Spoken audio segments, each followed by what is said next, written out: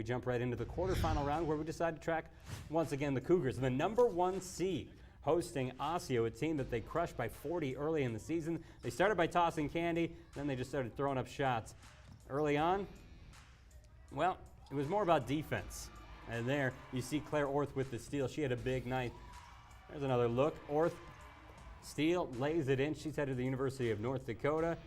Osseo played a much better game this time than when they met during the regular season. There's a pair for them. They had it within 6 sort of late in the first half. After that, Centennial starts to pull away and just keeps pulling away, the lead continuing to grow. You see the big make there for Sara Stapleton. She had a nice night. 22 here. Yeah, over to Claire Orth. Too. Yeah, she did. One of her better scoring nights this season, was hitting from the outside along with creating some offense on her steals. Here's Kawate with the score. And on the other end, it was about defense. Lots and lots of blocks for Sara Stapleton. She had a huge week between this game and the semifinals. Stapleton, her 22 to go along with 12 boards. She was credited with 8 blocks in this game. We couldn't even keep track. We had her at 6. She finished with 8 according to the official stats, and we put it into a kind of a digitized version so you can see it was a block party. I stayed between the basket and the player, making sure that they didn't make me jump, like make sure I stay on my feet and just try to get as many blocks as I could. You had plenty tonight, plenty of scoring for you as well. What was open inside that you seemed to take advantage tonight?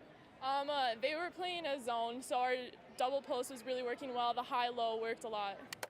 Well, we played Osseo once before, and defense kind of like won it for us, I'd say. Like, got us a lot of points off of turnovers, so we just knew we had to come in here and do the same thing again. Things were a little tighter this time around than the first time. What did Coach Becken have to say about that?